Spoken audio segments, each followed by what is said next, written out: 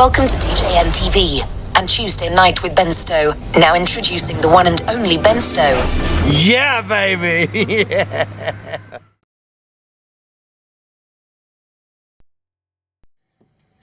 Good evening and welcome to a lovely Tuesday night here in the Upper Midwest, because we have brought to you, well, 3 out of 4 of us are from the Midwest. What are you, a weatherman? Yes. Yeah. That's what we talk about. We have nothing else to talk about during the winter months and the summer. The weather has been a lot to talk about. It has been, and that's really an important part of tonight's show. We're going to find out what happens when your grill goes bouncing across your deck. Saw that. I have to make a pizza instead of having my steak. Man. Oh, that was something. Was it actually on when that happened, or? Yeah, the steaks were literally on it when that happened.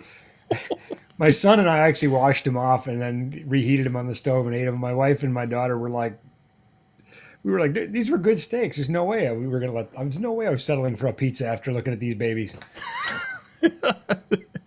And that is the 5-second rule or 5 minutes. I mean, 5-second rule or tornado rule, either one. I mean, there was hail falling, and that would have cooled things off, and that would have kept everything from getting all nasty.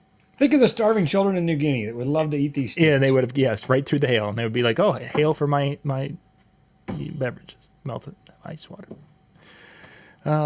So tonight we're going to talk about lighting, and we're going to kind of go at it. We're going to have a few tips and thoughts and ideas here.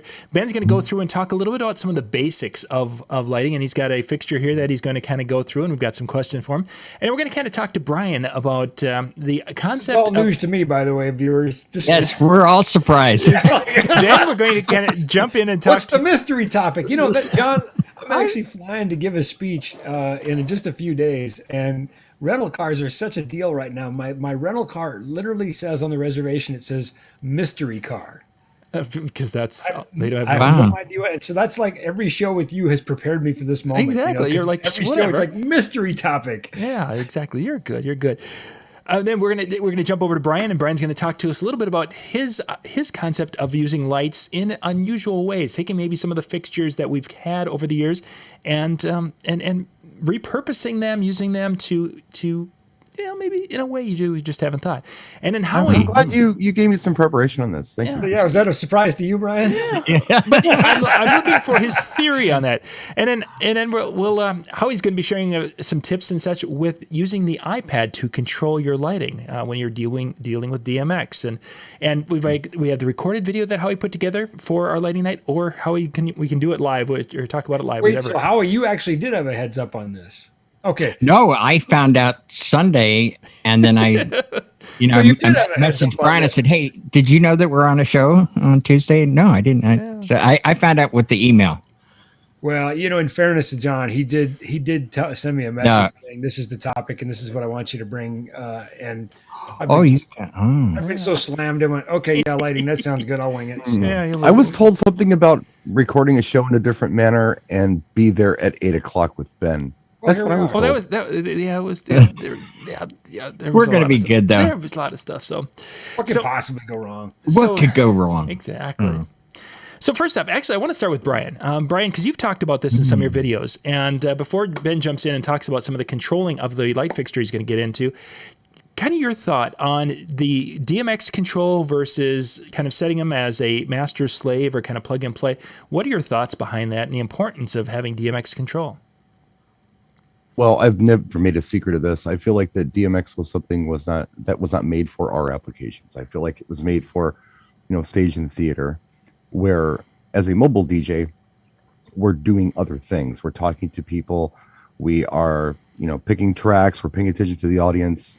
We've got a lot of things to do. And running a light show used to be so simple. It's a matter of hitting switches, and setting it up and changing it around was really simple. Now, Howie, he's DMX man. He's the guy who's going to chime in on this one and tell you it's all going to be okay with the Airstream DMX bridge. So he's going to tell you. Spoiler alert. But I'm here to tell you that I think it's thunder, Howie. It's true. the easier the better for me. And I don't know. I use minimal lights now, and I am using a light that's easy to control. I'm not using DMX on it, and it's suiting me really well. And one thing that I can tell anybody who's watching this is that at no time during any of my events over the last 3 years has anybody came up to me and said, you know what, that was a great performance, that was a great night, we all had a wonderful time. However, if you were using DMX and had more fixtures, I think it would have been better. No one's ever said that to me. Really? You would think they would. You would. Yeah. Nobody But they don't. Comes the light show, right?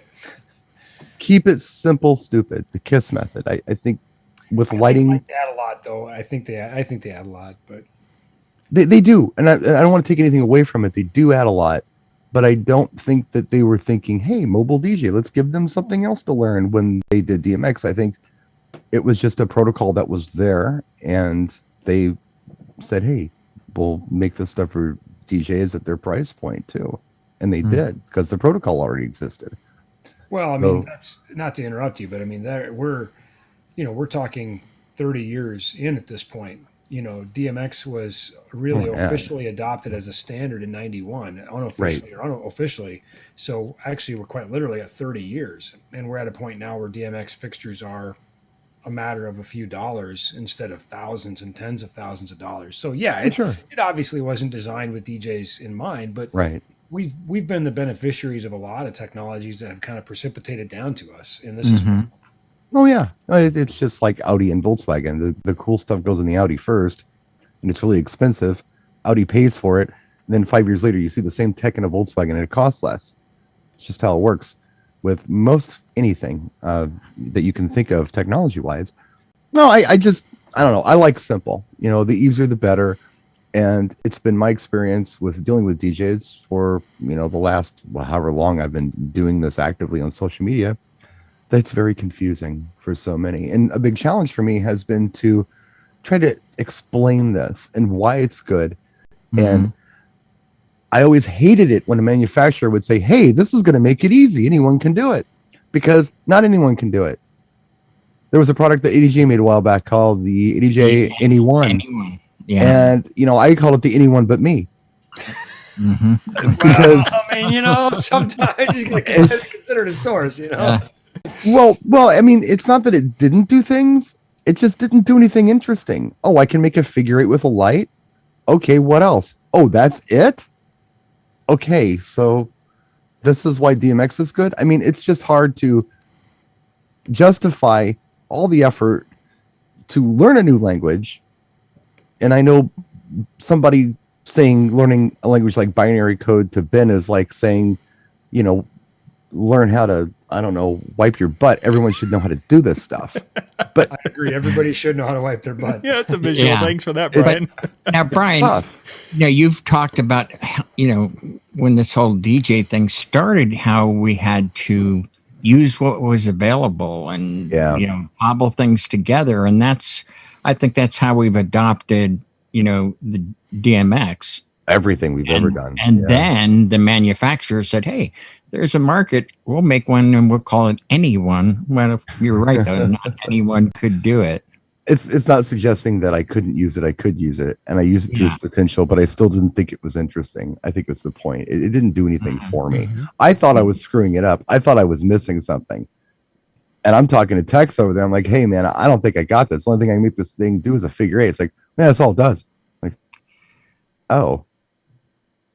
I think like a lot of things, there's time and place, Yes. And I don't want to get ahead of us or steal Howie's thunder, but I think that, there are, dance floor lighting. Maybe there are times where flash and trash is perfectly good, but I think there are other times throughout an event, in certainly many of the events that DJs do, but also some of the light corporate stuff that DJs can do, where having that control is not only desirable, but essential. Absolutely. Yes. So, And go ahead. No, the only thing I was going to say, John, and I agree, but if you're really going to do it, I mean, Howie does a nice job with what he does, and he'll talk about what he does. But I mean, sometimes you might want to bring in a guy just to run the lights, like, and it just becomes more convoluted than it used to be. I mean, it was getting easier, things were getting lighter, easier to set up, and now I need a light tech, because the lights got complicated and they used to be easy. But I mean, there are ways to make it easy, but you have to spend time to learn this. It's just something else you have to learn how to do. It's Yeah, I'm not saying it's for everyone or anyone, but I will say there's value in it. I just did there at is. an event. They flew the lighting designer in from London. I didn't say it was worthless. So I guess my point is that if it's hard, then there's value in it, right? If you can do something that other people can't do, then things like price become less of a factor. You say, well, it doesn't really matter what he charges. He can't do it. I'm being an advocate for DJs everywhere. I'm just saying it is convoluted. It is. It is. It can be. It can be. It can be convoluted. You have to decide what you want to do. I agree with that wholeheartedly, Brian. I know, and you and I have been friends for a long, long time, since the dawn of DMX, right? But, through the course of doing the lighting symposium event, we had multi-ops that would send designated people. They're like, yeah, this guy's going to be a lighting guy, Right. Right. And the owners of the company or the DJs said, yeah, I don't want anything to do with it. I don't care. I'm sending this guy, Right. Teach him. That's what I got him for. And truth be told, I think this would stun a lot of people, since I'm partners in an event called the Lighting Symposium. We also have an audio symposium. It's important to note. Yes. And tonight we're going to talk about lighting. And of course, you remember I did a DVD on lighting that was distributed internationally. I saw it. Yeah, thank you. So everybody thinks I'm a lighting guy. The truth is, I have never run a lighting console on tour, and I never will. You will always find me behind an audio board on tour, because there are lighting guys and that's their thing, right? Right. From a mechanical level, from a technical level, I'm very good at the physical layer of DMX. I can speak very proficiently about the mechanics of lighting, about color mixing and all those kinds of things, but designing, that's an entirely different ball of wax. When you look at a space and say, here's what I'm going to do with it, I'm probably better than the worst, but but nobody's flying me overseas to do lights, so at least nobody with any good sense. So, you do just fine with everything you do. You're better than most of us at just about anything. Well, except picking carpet for your home. Obviously, there's some issues with that. Ben, that's why you're not invited here. Yeah. You did stay in the garage. Real. Which actually you're probably perfectly happy. I would prefer the garage. Yeah. Exactly. Honestly, it's not a bad place to be. I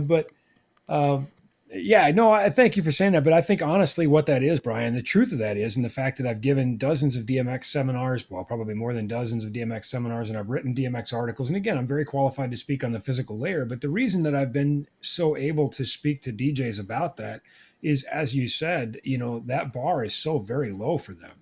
Yes. Yeah. That what their level of comfort and knowledge with, that is just so very low And again, from a non-designer standpoint, I can hold my own with just about anybody in terms of the physical layer. If lighting designer needs me to climb on a truss and fix a problem, I probably can, So those are the things. But if you said, hey, design me a pretty show, I'd go, listen, there's about 8 million people better than me, I guess, when I look at the market today and I see the really popular thing that's out there right now, which is the Chauvet gig bar, I got to ask myself why. And the reason why is because it's easy.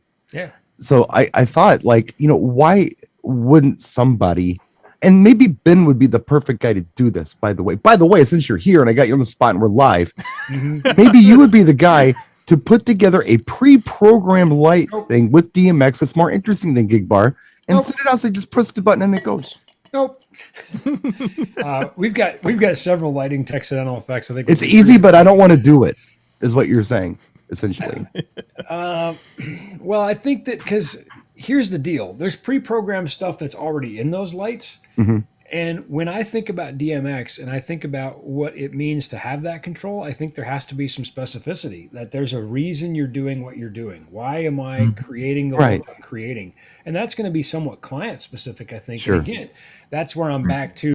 It separates you from, as we've established, the vast majority of the industry. The overwhelming majority of the industry is going to go for the gig bar.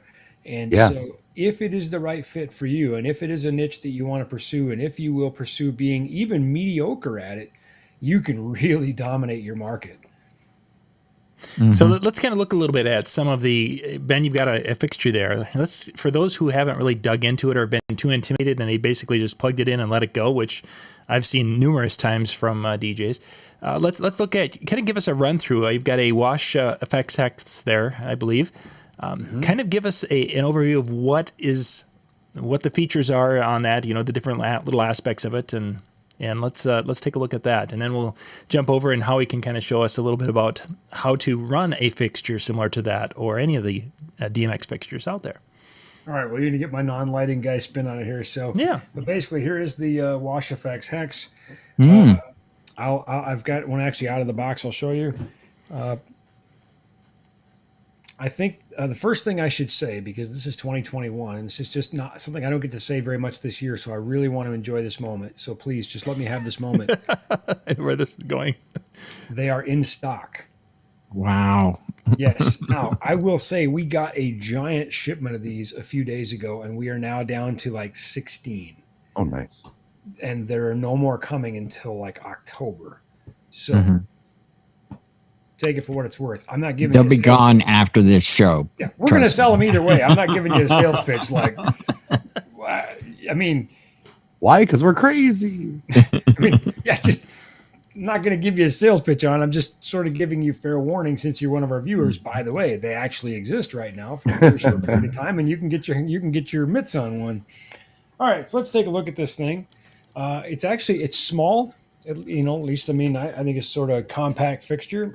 It's solid. It's got a little meat to it here, which I like. Not overly heavy. You can see that it's sort of a asymmetrical front, maybe, kind of pushed out a little bit, and that's designed to give more coverage. Each of these now are hex diodes, which means they're red, green, blue, amber, white, and ultraviolet, which is blacklight. And the blacklight actually is pretty good. Would be good for washing a room with, sort of another way you can use this thing. You get a blacklight party, if you got enough of these things, you could do some good with it. Some of the basic features we can see here. Safety first, right? There's a safety tie there. Power in. There's a fuse there. Which, by the way, viewers, there's a lot of you who just this. I'm gonna go off track here for a minute, John. I'm sorry, but a lot of you say, "Well, where's the fuse?" All right, let me show you here. We're just gonna pop this open real quick. So, pull out a switchblade. Is that what that click was?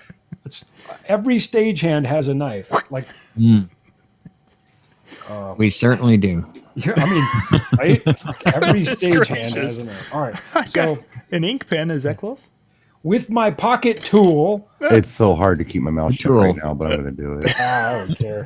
Anyway, you can see I just gently popped that out, and inside here now you will find my fuse, and then inside here, fair fuse. Oh, so wow, those are the old school glass fuses, like in my old car. Exactly. So right. It just goes back in here, and yeah. By the way, I think we've talked about this a few times, John. Fuses. NLFX, we basically sell fuses as like a service. We have a 10-pack for like $2. Oh, wow. It's not like we even make money on it. It's like that's incredibly inexpensive, by the way. I just went to AutoZone and bought fuses for my car, and I think they were like $5 for a couple fuses, like 5 fuses. So that's what I'm saying. Like for us, it's just like a service. Yeah, no, that's a good deal. You can go back to work. That's a good deal. We're not gonna, at $5 or $2, it doesn't really matter. We're still not making money, so it's like just whatever. Right. Anyway, so power in, power out, and of course DMX on board. I'm just going to run through a couple of the standalone features, but first, like the good Eagle Scout I am, I'm going to close my knife. Because who'll get hurt? Me. That's who. So. And you won't get any sympathy from upstairs. I'm just going to say it. Nobody on this call, that's for sure. Well, not from this call, but even I feel bad for you. Even within my house. But as we've established, I have white carpets, so I can't bleed all over them. So yes.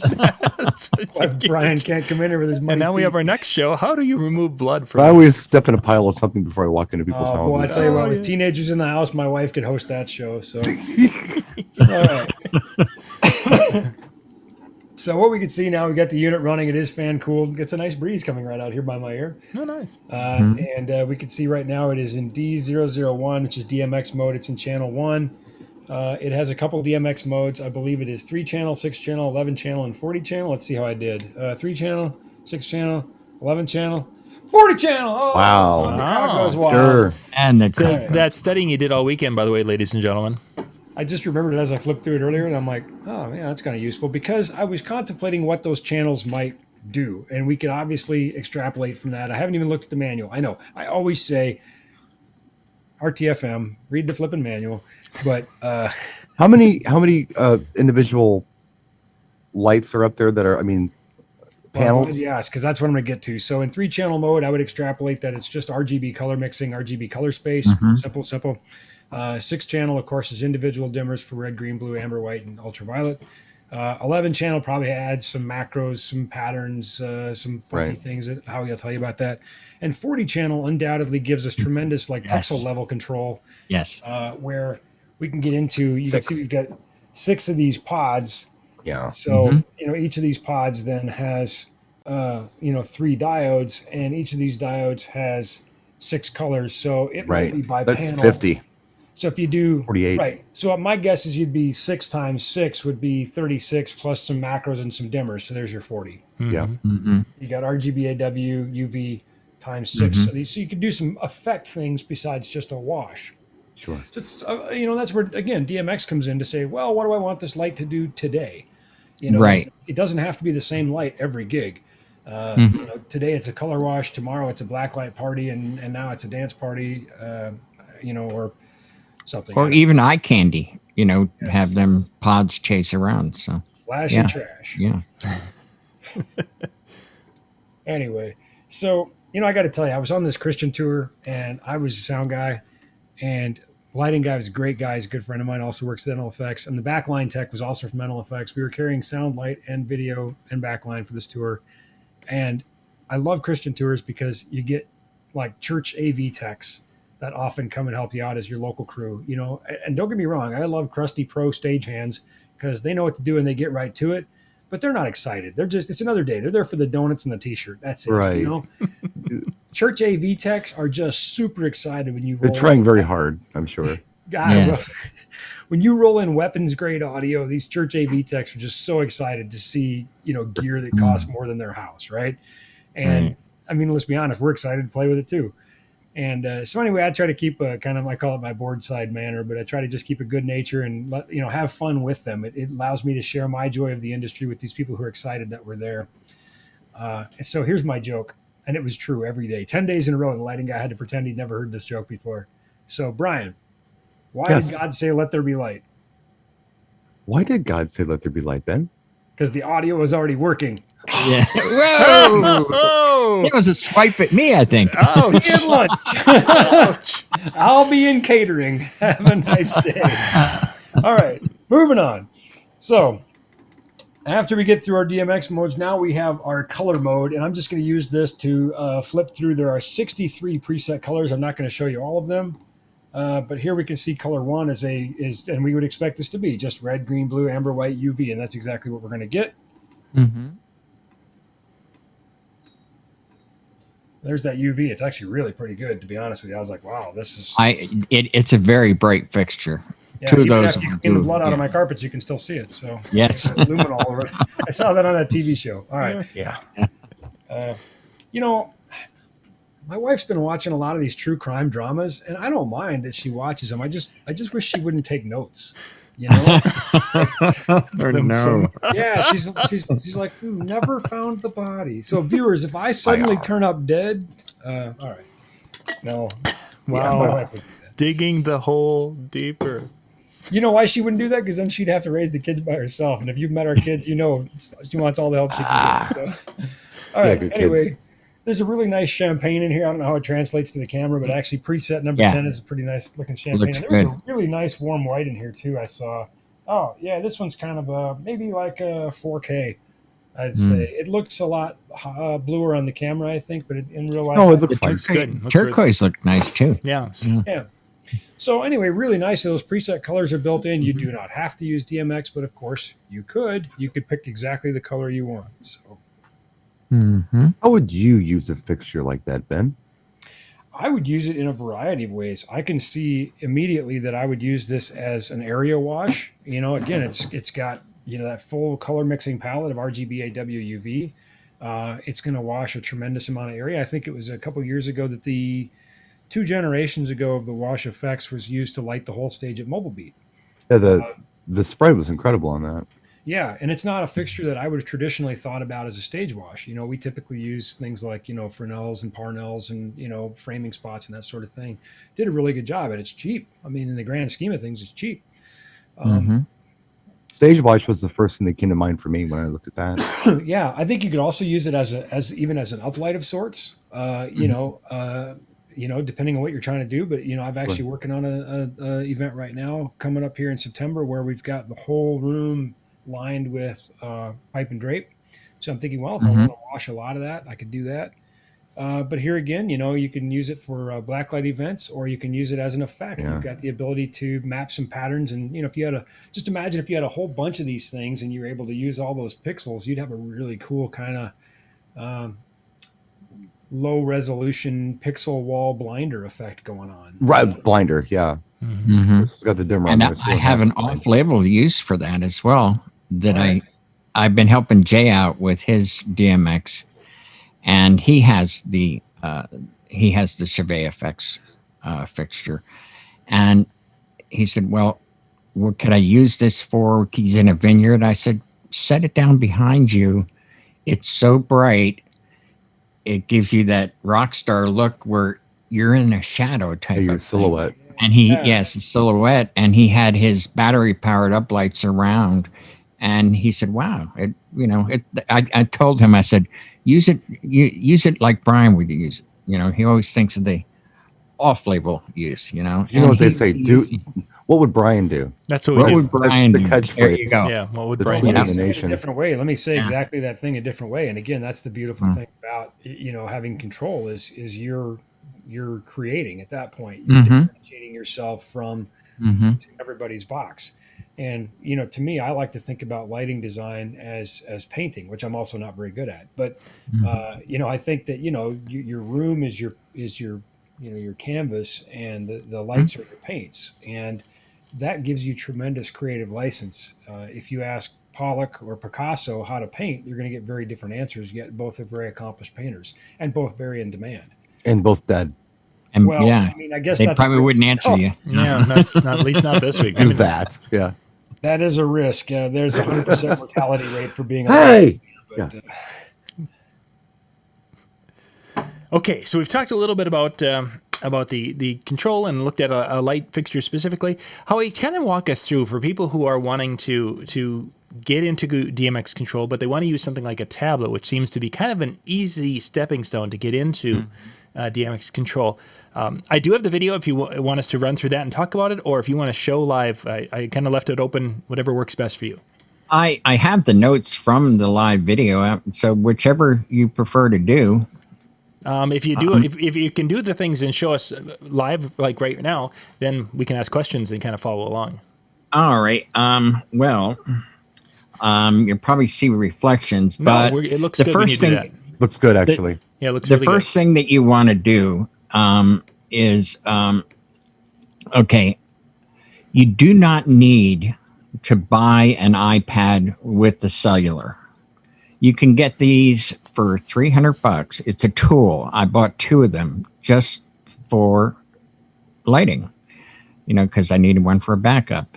Now, the second thing that I recommend is go through it, get rid of all the bloatware that you can. And there are videos that you can see on YouTube that'll show you how to do that. Then the next thing, you want to make sure the Bluetooth is turned off if you're using this for DMX lighting. And another thing that is really important, let me see if I can, yes, here we go. I can show you right here. Do you see right here the thing that looks like a fan and there's a red dot on it? Yep. And it tells me that there is an update. Well, one of the worst things you can do is have automatic updates turned on, because one summer Apple did an automatic update and people could not use their lighting program, the one that I use, for that whole summer until Kip had to actually rewrite the code, and then Apple had to approve it first. So always delay, keep your eyes on the different groups that are out there. Ask questions. Hey, is it safe to update? Am I still going to be able to run? So that's when, and I'm waiting on this. This just came up, and I'm going to give them a month and let somebody else make a mistake. Sure. So let's see. Oh, yes, you should. And just my opinion, I've dropped it many times. Get the case, but not only that, but there's this hardened glass that goes on. Right. Yeah. They are cheap. They come in a 2-pack. They're like $10. I've replaced these. Cheap insurance, $5. Mm-hmm. Then what I've done with that is then now we're hustling and we're setting up. Sometimes things happen. Nothing ever goes as planned at our events, whether it's a corporate or a wedding, a party, whatever. Sometimes you're rushed and you're just barely finished and you just suited up, but you're still sweaty. And I try to touch this to engage a scene, and it's not doing anything. I can't even move a fader because my fingers are wet. Pro tip, get yourself a touch capacitive pen and keep that with you. How much do you sweat? Well, sweaty fingers. I'll tell you, if you get the screen wet and your fingers are wet, sometimes you miss a cue. Sort of rhetorical question. Sorry. Anyway, that's just a little tip there for that. And then another thing is that if you have an older iPad or you're doing a very long event, what you want to do is go into your settings, and you're going to go to brightness. And what you want to do is, as you can see, I use dark mode. Dark mode, that all the black means that there are some there. Dark mode, Darkstar. I'm seeing a pattern. Right. Yeah. Well, the thing is, if the dark means nothing's lit up, you're conserving battery life. And then you go in, and during brightness, this here is at 40% brightness, and you can still see that clearly. Yeah. If I go back to my main page, you can still see that clearly. Yeah. At 40% brightness. So I did a test, and I got 12 hours out of the iPad without it plugged in, because I had done that. And then another thing that I do is, Ben, when you were messing with that fixture, that 4-button menu, many of the major manufacturers have something called a last feature. Now, what it'll do is, if your fixture should lose a DMX signal, you get 3 options. You either go blackout, you go into an auto program, which is your train wreck, or the one that I pick is last. The very last DMX command that fixture has received, it will hold.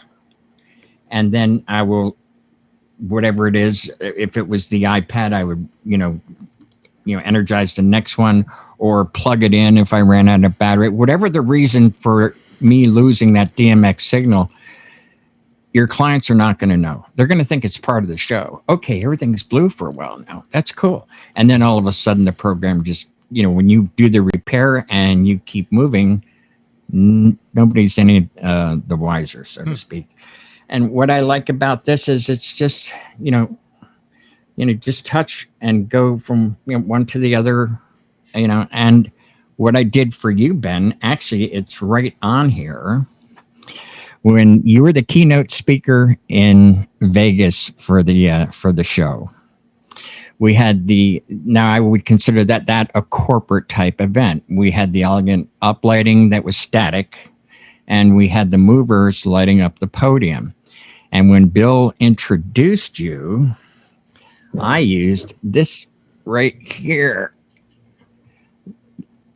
See if you can see. It's a picture of a camera. Okay. And what it does is, I call it photo flash. So it looks like, oh, this is an important person. They're getting their picture taken. Paparazzi everywhere. When you got, it's in the video that John has that he put up. And then when you got up and started going up on the stage, then I went back to podium, which is the static look. but I used a delay on that. And what that meant is that the fixtures would move into position. They'd already be on there, and then they would illuminate, so that you don't see the beam going, because we wanted elegant for that particular situation. You can also control the off time. You can have it fade slowly off. Let's say you're doing a first dance for a couple, and the end of the song, and it fades out slowly, very romantic. And then so there's just so much you can do with it. And honestly, the work you can do, it is a lot of work ahead of time. I'm not going to lie about that, setting that up. These are how many fixtures I have. These are the faders section, and this is the effects section. I got pages and pages of that. And of course the scenes. And then of course you can do shows with this where you can leave it automated. But once you have all of that on there, I do with the very same rig, I can do very elegant like we did in Vegas. But then at nighttime, yeah, we had a little bit of a dance thing going on. Mm-hmm. So yeah, and it looked really good. Yeah. Good. And I was passing the iPad around to some of the people there. They came in the room, and John, you had the front of house, so to speak, but it was off to the side. It was, it had it had the soundboard, all of the video switchers and everything covered, and everybody's looking at the light show in there, and they went and they're looking. Well, how is that happening? Yeah, looking for a DMX There's nobody board. there. Everything's covered up. And they saw me standing looking at this thing. And that's how I met one of our new friends, John from Boston. And he says, I knew somebody was doing the lights. You're doing the lights with that iPad, aren't you? And I said, yeah. I said, here, give it a try. And then other people came over. So it was a really fun night. And we'll be doing that at Beret in 2 weeks. At Expo. 2 weeks from tonight. Shameless plug right there for. Shameless plug. For those of you who do not know, DJ Expo Tuesday nights, DJNTV has had our chill event. And this year, Brian and Howie are going to be there and having a good time on Tuesday night, starting at 8 o'clock at Beret. Beret is located just behind the Irish pub, which a lot of us have been there. We've been there in the past. But we've kind of outgrown, Brian's posse needs some space. Isn't it in front of the Irish pub? Or is it behind it? I thought it was in front of the Irish pub. I have a request for you. Like catty corner across the parking lot. Right, it's next to it. It's actually on New York Avenue, and I forget the name of the street the Irish pub is on. But follow the smell of barbecue. Yeah. Oh yes. John, I just looked and doing sound for touring acts, and I can't attend DJ Expo this year. It's as a lot of have experienced a big surge in demand. So please have a funnel cake for me. No funnel cake for Ben. Oh. We'll have a rib for you. We'll take a picture for you. You better. You know what? And I'll be the envy of everybody in the green room because I'll show them my funnel cake that my friends are eating for me. They are eating. Now, full disclosure, I may be in a rib coma if you want to come there and meet me. So forgive me if I'm like sleeping. He's got barbecue sauce on his chin. How would we know the difference? You never know. Yeah. Was Brian okay? Was that a rib coma? I think that was Brian on a regular day. He's just good. Yeah, he's here. He's happy. He's a happy man. So how did I do, John? I actually did that quicker than if you had shown the video. I did that in 8 minutes as opposed to the 11-minute video I sent you. Oh, that's good. And we'll put that video up so people can refer back to that because you had some good tips in there. So setting up Howie in with that situation, there's a little bit set up on the front side of it, but once it's up and running, reliability. What kind of problems have you had with controlling DMX lights like that? Oh, okay. Oh, yes. That's something that's in the video that I neglected to show you, and I will bring that up right now.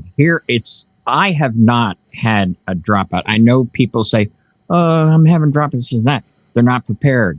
Ben is going to smile when I say this.